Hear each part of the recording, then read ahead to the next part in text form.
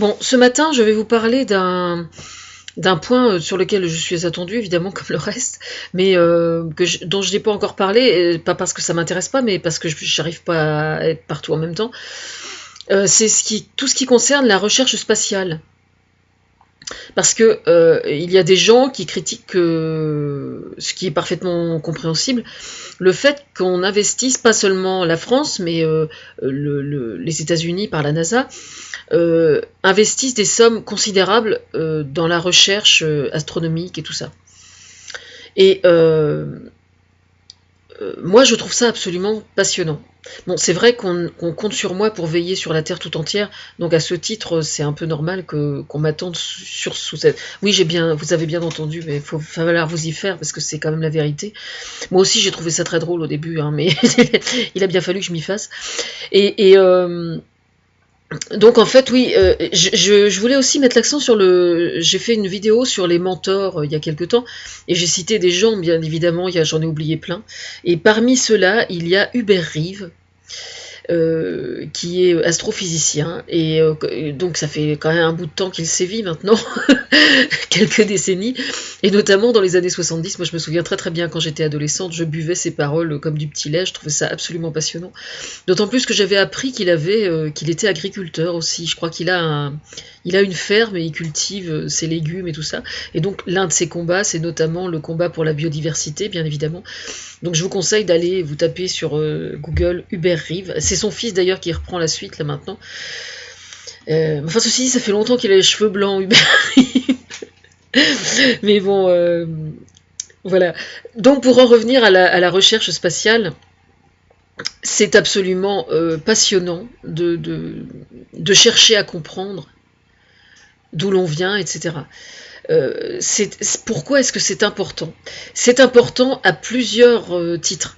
C'est très intéressant pour moi sur le plan strictement philosophique, parce que plus on s'intéresse à ce qui se passe dans l'atmosphère et au-delà de l'atmosphère, dans notre système solaire et tout ça, plus ça incite l'être humain à la modestie.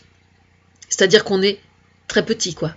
Voilà, il faut quand même voir les choses en face. On est quand même des petites merdes qui foutons la merde au niveau de la planète, et qui foutons la merde, y compris en haut, vous voyez. C'est-à-dire que, par exemple, il y a quand même eu une politique qui consistait à considérer l'espace comme une poubelle. C'est-à-dire qu'il y a plein de trucs qui volent au-dessus de nos têtes qu'on n'a pas encore récupérés. Hein. Bon, alors il y a quand même une prise de conscience depuis peut-être une vingtaine d'années, où on se dit, oh quand même, on va essayer de s'arranger pour pas laisser trop de merde là-haut, mais n'empêche qu'il en reste quand même et qu'on n'a toujours pas récupéré, quoi. Donc ça, déjà, j'ai demandé est-ce qu'on fasse le nécessaire. Donc je pense qu'il y a des gens qui travaillent sur le sujet pour savoir comment récupérer les morceaux de satellites et tout ça qui se baladent et qui tournent et qui pourraient nous tomber sur le coin de la tronche éventuellement aussi. Ça c'est une chose. Mais surtout, je pense que sincèrement que c'est l'aspect peut-être le plus primordial pour moi, l'aspect strictement philosophique. C'est-à-dire que ça permet, on est obligé d'être humble, hein, face à ça, en fait. Et puis il y a quand même cette histoire de créationnisme là, c'est un bon moyen de remettre un peu les pendules à leur place, comme disait Johnny. Bah oui, je veux dire, on est quand même très petit, quoi. Je veux dire, on est très petit, et puis c'est bien d'en avoir conscience.